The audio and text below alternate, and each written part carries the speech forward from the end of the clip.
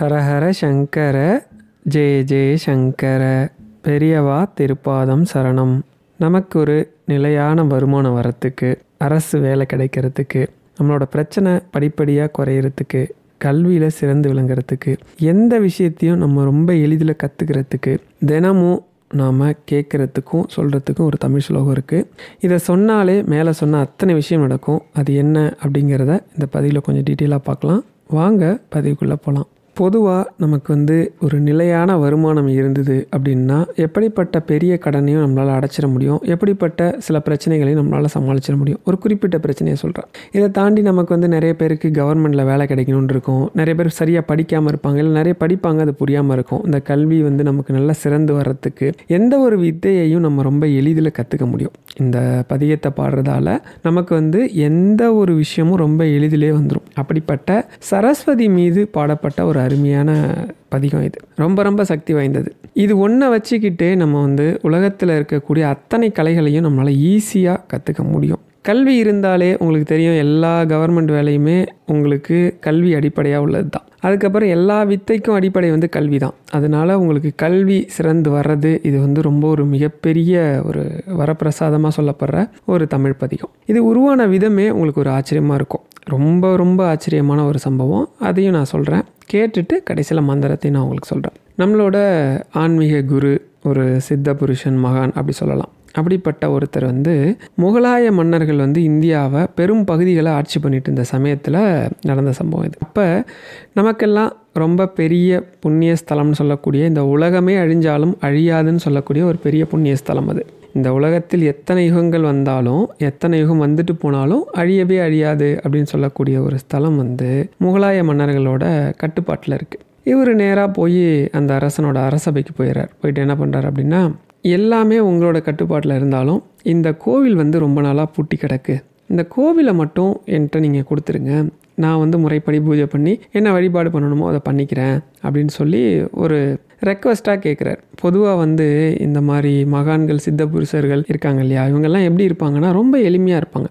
நம்மளை மாதிரி ஆடம்பரத்தையோ மற்ற விஷயத்தையோ விரும்ப மாட்டாங்க. பார்க்கும்போது ஒரு சாதாரண மனுஷனை விட ரொம்ப சாதாரணமாக இருப்பாங்க. அதனாலேயே அவங்க தோற்றம் எப்பயுமே நிறைய பேர் அவங்கள கிண்டல் பண்ணுற மாதிரி இருக்கும். மன்னன் கூட இவர் இப்படி இருக்கிறத பார்த்துட்டு என்ன பண்ணுறான் அப்படின்னா, இவரை மதிக்கலை, நிற்க வச்சே இவர்கிட்ட பேசுகிறான். ஏன்னா அவங்களோட நோக்கம் ஆடம்பரமான வாழ்க்கை இல்லை. ஒன்று இறைவனை தரிசனம் பண்ணுறதா இருக்கலாம், இறையோட இறையாக கலந்து போகிறதா இருக்கலாம். இது மாதிரி அவங்களோட நோக்கம் மனித சக்திகளுக்கு அப்பாற்பட்டதாக இருக்கும். இப்படி இந்த மகானை ரொம்ப அகம்பாவத்தோடையே கேட்குறான். ஏன்னா இவர் தமிழ் தான் பேசுவார், இவருக்கு தமிழ் தான் தெரியும். ஆனால் அவனுக்கு தமிழ் தெரியாது. அதனால் அங்கேருந்து தமிழ்லேருந்து அந்த மொழிக்கு டிரான்ஸ்லேட் பண்ணுவாங்கள்ல, அவர் என்ன சொல்கிறாருங்கிறத மன்னன்ட்ட சொல்லிடுறாங்க. சொன்னது ரொம்ப அகம்பாவத்தோடு கேட்குறான். கிழவரே, நீங்கள் என்ன சொல்ல வரீங்கன்னு எனக்கு விளங்கலை. அதனால் நீங்கள் ஏதோ தானம் கேட்குறீங்கன்னு மட்டும் எனக்கு தெரியுது. நீங்கள் கேட்குற தானத்தை என்னோட மொழியில் கேளுங்க, அப்போ தான் எனக்கு புரியும். என் மொழியில் கேட்டால் நான் தரேன் அப்படின்னு சொல்லிட்டு எழுந்து போயிடுறான். அந்த நவாபோட சபையே இவரை பார்த்து சிரிக்குது. பதிலுக்கு இந்த மகானும் சிரிக்கிறார். அவங்களுக்குலாம் ஒன்றுமே புரியல. எப்போவுமே அதான் சொன்னேன் இல்லையா, மகான்களோட சிரிப்பு, மகான்களோட நடவடிக்கைக்கு பின்னாடி இருக்கிற அர்த்தம் நமக்கு புரியாது. எல்லா விதமான அவமரியாதையையும் அவர் ரொம்ப சந்தோஷமாக ஏற்றுக்கிறார். கோபமே இல்லை. அவர் முன்னாடி இருக்கிறது அது ராஜாவாக இருக்கலாம், சாதாரண மனுஷனாக இருக்கலாம், அறிவுள்ளவனாக இருக்கலாம், யாராக இருந்தாலும் அவங்கள தரக்குறைவாக பேச மாட்டாங்க. அவங்களுக்கு என்ன தேவையோ அதை கொடுக்கறது தான் ஞானியோட ஒரு நல்ல விஷயம். ஆனால் மன்னர்களுக்கு அப்படி இல்லைல்ல. உலகமே தான் கீழே தான் இருக்குன்ற ஒரு மமதை வந்துடும். நிறைய ஆட்சி பண்ணுற ஆட்சியாளர்களுக்கு இருக்கிற பெரிய பிரச்சனையும் அவங்களோட வீழ்ச்சிக்கு காரணமுமே இந்த மமதை தான். அந்த மமதை அவனையும் விட்டு வைக்கல. ஏன்னா ஆட்சியில் நம்ம உட்கார்றதுங்கிறது ஒரு இடைவிடாத தந்திரம். கணக்கிலே இல்லாத ஏகப்பட்ட துரோகங்கள், கலவரங்கள்லாம் உண்டு பண்ணி வன்முறைகளாலேயே நம்ம கட்டமைக்கிறது தான் ஒரு ஆட்சி முறை அப்படிங்கிறது தான் அப்போ இருந்தது. நான் சொன்ன இந்த 3 விஷயத்தில் ஏதோ ஒன்றை பண்ணியிருந்தா கூட அவனுக்கு ஒரு சரியான தூக்கம் வராது. அப்படி ஒரு நிலையில் இருக்கக்கூடியவங்க தான். இப்படி ஒரு நிலையில் இருக்கிறவன் எந்த ஒரு ஆழமான சிந்தனையும் அவனுக்கு இருக்காது, எந்த ஒரு ஞானத்தையும் அவன் வாங்கியிருக்க மாட்டான். அதனால் ரொம்ப சுலபமாக எளிமையாக இருக்கவங்கள இகழ்ந்து பேசுறது, அவமானப்படுத்துறதுலாம் இவங்களுக்கு ரொம்ப கை வந்த கலைன்னு வச்சுக்கோங்களேன். இப்படி இவரை ஏளனமாக பேசி சபையே கை கொட்டி சிரித்து இவர் அனுப்பிச்சிடுறாங்க. இவரும் வந்துடுறாரு. வந்த உடனே மறுநாள் பொழுது விடியுது. அந்த நவாபோட சபை மறுபடியும் கூடுது. அப்படி கூடி இருக்கும்போது அவங்க நேற்று வந்தவரை பற்றி மறுபடியும் இழிவாக பேசுகிறாங்க. என்ன பேசுகிறாங்கன்னா, நேற்று மதுரையிலேருந்து ஒரு கிழவர் வந்தாரே அப்படின்னு சொல்லி நவாப் விசாரிக்கிறான். உடனே அதுக்கு கூட்டத்தில் இருந்த ஒருத்தர் எழுந்துச்சு சொல்கிறாரு, நவாப், அவர் அரபி படிக்க போயிருக்கார். அதில் சொன்ன உடனே சபை அப்படியே சிரிக்கிறாங்க கைகொட்டி. அப்படியா, ஆயுசுக்கும் இந்த பக்கம் வரமாட்டார்னு சொல்லுங்கள். மறுபடியும் சபையில் இருக்க எல்லாரும் சிரிக்கிறாங்க. ஏன்னா ஒரு ஏளனம், அவருக்கு வயசு வேறு ஆயிடுச்சு, அரபி மொழியை இறைவன்கிட்ட போய் படிக்கணும் அப்படின்னு யாரோ சொல்ல மறுபடியும் சபை சிரிக்குது. அடடா, இது தெரிஞ்சிருந்தா வெறும் கையோடு அனுப்பியிருக்க மாட்டேனே, நவாப் கிண்டல் பண்ணுறான். வழியில் பயணம் பண்ணுறதுக்கு ஏதாவது கொடுத்து அனுப்பியிருப்பீங்களா அப்படின்னதும் அதுக்கு அவன் நவாப் ரொம்ப நக்கலாக சொல்கிறான். இறைவனை பார்க்க போகிறதுக்கு வழி பயணத்துக்கு என்ன கொடுக்க முடியும், அவருக்கு சில சவுக்கடியை கொடுத்துருப்பேன் அப்படின்னு சிரிச்சுக்கிட்டே சொல்கிறான். இப்போ அவரோட இயலாமையை இவங்க ஒரு மாதிரி பேசி இவங்களுக்குள்ளேயே சிரிச்சுக்கிறாங்க. அப்போ வரவே மாட்டார் அப்படிதான் இல்லையா அப்படின்னு நவாப் கடைசியாக கேட்குறான். அப்போ ஒரே ஒரு ஆள் மட்டும் சொல்கிறார், மன்னா அவர் வந்தாலும் வரலாம். ஏன்னா இந்துக்களுக்கு மறுபிறப்பில் நம்பிக்கை உண்டு. ஒருவேளை அவர் மறுபிறப்பெடுத்து கூட இங்கே வரலாம் அப்படின்னதும், அப்படியே வந்தாலும் ஒரு எருதாக வருவார் அப்படின்னு சொல்லி அவரும் கிண்டல் பண்ணுறாரு. எதுக்கு தெரியுமா, உங்களோட அழுக்கு துணியெல்லாம் சுமக்கிறதுக்காக அப்படின்னு. இப்படி சொன்ன உடனே அந்த சபை கை கொட்டி சிரிக்குது. அப்போ நவாப் கேட்குறான், அந்த மதுரை கிழவர் மிருகமாக வருவார்னு சொல்கிறீங்களா அப்படின்னு. ஆமாம் ஆமாம் அப்படின்னு ஒட்டுமொத்த சபையே நவாப்புக்கு ஜால்ரா அடித்து துதிப்பாடுது. அப்போ வாசலில் ஏதோ ஒரு விதமான சத்தம், சபையே நடுங்கிற அளவுக்கு ஒரு கர்ஜனை கேட்குது. எல்லாரும் என்ன அப்படின்னு சொல்லி திடுக்கிட்டு திரும்பி பார்த்தா பிடரியும் கோரை பற்களுமா அப்படியே சிவந்த கண்களை உடைய ஒரு சிங்கம், இளம் வயது சிங்கம் சபைக்குள்ளே அப்படியே நுழையுது. அந்த சிங்கத்து மேலே இவ்வளோ நேரம் இவங்க கிண்டல் பண்ண அந்த மதுரை கிழவர் உட்காந்துருக்கு. அப்படியே மிரண்டு போகுது, சபையே மிரண்டு ஓடுது. அந்த ஆண் சிங்கத்து மேலே உட்காந்த இன்னொரு ஆண் சிங்கம் போலதான் அவர் காட்சியே கொடுக்குறாரு. அவரோட காட்சி அப்படி இருக்குது. அவரோட அந்த நரைத்த தலைமுடி, தலைப்பாகை, வெள்ளை வெளியேர்னு அவர் போட்டிருக்கிற அந்த உடையா இருக்கட்டும், இறைவனை உணர்ந்த அந்த தேஜஸ் நிறைந்த முகம்னு சொல்லுவோம் பார்த்தீங்களா, அப்படி ஒரு முகமும் கட்டுக்கலையாத கட்டுடன் உள்ள அந்த உடலும் சரி, அப்படியே அவரை இன்னொரு சிங்கம் போலேயே காட்சி அளிக்குது. அந்த சபையை அவர் இன்னொரு சிங்கம் போல தான் பார்க்குது. அவங்க கூட வந்த ஆண் சிங்கத்தை தொடர்ந்து 3 பெண் சிங்கம் வந்திருக்குது. இப்போ இவ்வளோ நேரம் ஜால்ரா அடிச்சிருந்த நவாப்போட சபை அப்படியே செதறி ஓடுது. இப்போ நவாப் என்ன பண்ணுறதுன்னு தெரில, வாழை உருவிட்டு அப்படியே பதட்டமாக நிற்கிறான். என்ன இது அப்படின்னு கேட்குறான். நேற்று நான் உன்னை பார்க்க வந்தப்போ எனக்கு எந்த ஆசனமும் கொடுக்கல, என்னை நிற்க வச்சு பேசினேன், அதுக்காக நானே எனக்கு ஒரு ஆசனத்தை கொண்டு வந்தேன். எது சிங்கமா ஆசனம்? இது சிங்கம்தான். இது மேலே நான் உக்காந்துருக்கதால இது எனக்கு ஆசனம், அதனால் இது என்னோட சிம்மாசனம்.